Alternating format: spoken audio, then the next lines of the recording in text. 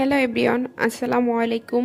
আজ আপনাদের একটা পছন্দের ভিডিও নিয়ে চলে এসেছি। আপনারা হাতের কাজের ভিডিওগুলো অনেক বেশি পছন্দ করেন। আজকে মূলত আমি একটা হিসাব হ্যান্ড পেইন্ট করেছি। তার জন্য কি কি লাগছে আপনাদেরকে একটু বলে দিই। এখানে আমি 4টা ব্রাশ নিয়েছি, আর এগুলো কিপ স্মাইলিং এর যে ব্রাশগুলো আছে সেটা নিয়েছি। বিভিন্ন প্যাটার্নের ব্রাশ নিয়েছি। আপনাদের তো দেখিয়ে দিলাম খুব কাছ থেকে যে কত নাম্বারের ব্রাশগুলো আমি নিয়েছি, আর তার সাথে এখানে কোন রং নিয়েছি, ব্লকের রং আর হ্যান্ড পেইন্টের রং কি একই হবে কি না, আর তার সাথে জর্জেট কাপড়ে কি ব্লক প্রিন্ট করা যায় কি না, সব কিছু নিয়ে আজকে আমি এই ভিডিওতে একই সাথে কথা বলবো। তো প্রথম থেকে প্লিজ আমার সাথে থাকবেন। এরকমই আর অনেক ভিডিও পেতে প্লিজ চ্যানেলটি সাবস্ক্রাইব করে রাখবেন। তো এখানে যে কাপড়টা দেখছেন এটা হচ্ছে দুবাই চেরি কাপড়, আর এই কাপড় অনেক বেশি সফট, আর এটা অনেক বড় একটা হিজাব, 90 ইঞ্চির একটা হিজাব আজকে আমি হ্যান্ড পেইন্টিং করছি। আজকে আমি যেভাবে যে ব্রাশের সাহায্যে হ্যান্ড পেইন্টিংটা করছি, মানে যে ফুলটা করছি, যে কেউ পারবে আজকে আমি এই ফুলটা যেভাবে করব। এমনকি যারা হ্যান্ড পেইন্টিং করতে ভয় পায় তারাও এই হ্যান্ড পেইন্টিংগুলো করতে পারবে।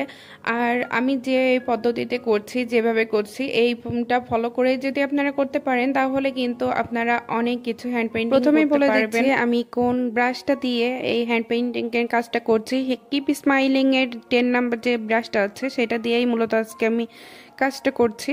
আর এটা দেখেন কি সুন্দর, শুধুমাত্র এভাবে এক সাইড থেকে বসানোর সাথে সাথে ফুলটা তৈরি হয়ে যাচ্ছে। আর এটা কিন্তু ছোট ছোট একেবারে কামিনী ফুলের মতোই দেখা যাচ্ছে। আর যেহেতু আমি আর এটা কামিনী ফুলের মতোই আর কি ওইভাবে করেই হ্যান্ড পেইন্টিংটা করছি, তো ওইভাবে করেই আমি পাতাটাও দেব।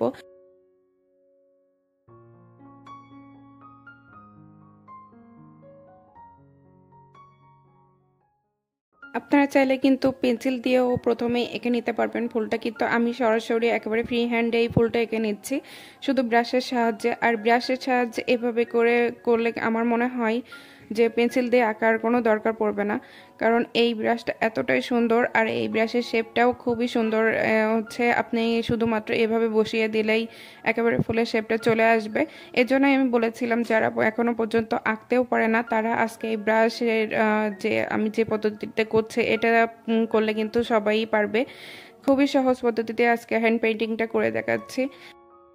ব্রাশটা আমি বারবারই পানি দিয়ে ধুয়ে নিচ্ছিলাম, কারণ একটা ফ্রেমে আমার যখন ফুলগুলো করা হয়ে যাচ্ছিল তখন ওইভাবে রেখে দিলে ব্রাশের গায়ে কিন্তু বাতাসের সাহায্যে একেবারে শুকিয়ে যেত রঙটা। এর জন্য আমি ধুয়ে নিচ্ছিলাম যাতে করে পরবর্তী ফুলগুলো আরও অনেক সুন্দরভাবেই একই শেপে হয়। তো এরপরে আমি মাঝখানে ফুলের যে ছোট ছোট একটা হলুদ ভাবটা থাকে সেটাই আর কি দিয়ে দিচ্ছিলাম পাপড়ি ধরনের। তো এখানে আমি সেটা অরেঞ্জ কিংবা কুসুম কালার যে মাঝামাঝি কালারটা থাকে সেটাই এখানে দিয়ে নিচ্ছিলাম।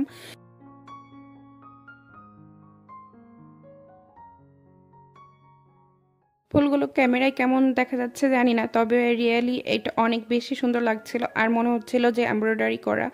তো এই তো আমার এই ফুলের শেপটা কিন্তু হয়ে গিয়েছে। এরপর আমি প্রথমে ভাবছিলাম যে পাতা দেব না, কিন্তু পাতাগুলো না দিলে অসম্পূর্ণই থেকে যেত। তো পাতার একটা কালার তৈরি করার জন্য আমি এখানে রেডি কালার নিয়ে নিচ্ছি। দুইটা কালারিং মিক্সিং করে তারপরে আমি পাতার কালারটা বানিয়েছি। প্রথমে এই যে একেবারে কাঁচা হলুদ কালারটা নিয়েছি, তার সাথে আমি ডিপ যে সবুজ কালারটা সেটা নিয়েছি। আর অবশ্যই আপনারা এটা মিক্সিং করার আগে বোতলটা সুন্দর করে ঝাঁকিয়ে নেবেন, না হলে কিন্তু বোতলে একটা দলা ভাব থাকে, আর সেটা এখানে দলা ভাবটা থাকলে কিন্তু রংটা ভালোভাবে মিক্সিং হয় না।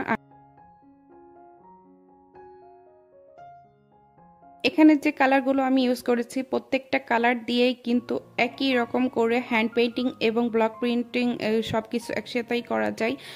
আর এইটা যদি আপনারা মনে করেন যে আমরা নিজের হাতে তৈরি করে নেব এই রঙগুলো, আমার চ্যানেলে কিন্তু আপনারা ভিজিট করলে দেখতে পারবেন যে এই রং তৈরি করার প্রসেসিংটা কেমন।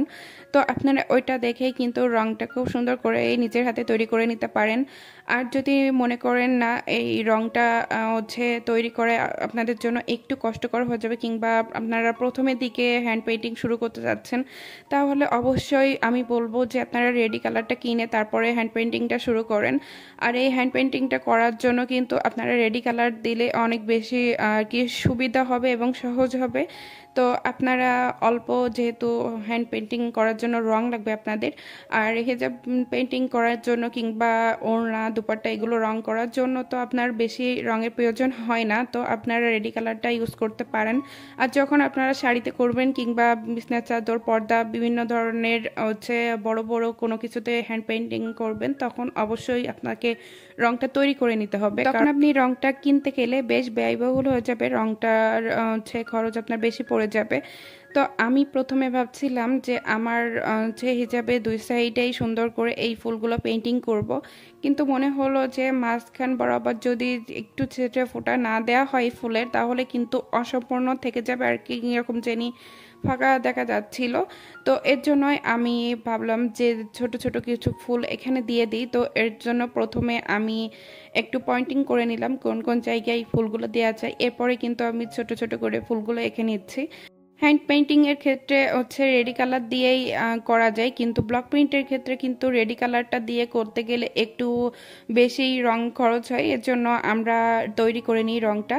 আর যে সকল দোকানে পুঁতি লেস এগুলো পাওয়া যায়, এই সকল দোকানেই কিন্তু এই রঙগুলো পেয়ে যাবেন। আর আপনারা গিয়ে শুধুমাত্র বলবেন যে ব্লক প্রিন্ট হ্যান্ড পেইন্টের জন্য যে রেডি কালারটা আছে সেটা নিতে যাচ্ছেন, তাহলে আর কোনো সমস্যা হবে না, আপনারা খুব সহজে হ্যান্ড পেইন্টিং করে নিতে পারবেন। আর এই যে হিজাবের মাঝখানে আমার একটু রং লেগে গিয়েছিল, সেটা ধুয়ে উঠে আনার চেষ্টা করছিলাম। বর্তমানে আমরা সবাই কিন্তু হিজাবটা পরে থাকি, আর এই রেগুলার ওয়্যারের জন্য যে হিজাবগুলো আছে সেগুলো কিন্তু এভাবে সুন্দর করে আপনারা নিজেরাই নিজের হিজাবগুলো হ্যান্ড পেইন্টিং করে নিতে পারেন। তো আমার এই পেইন্টিংটা কেমন লেগেছে অবশ্যই কমেন্ট করে জানাবেন। আল্লাহ হাফেজ।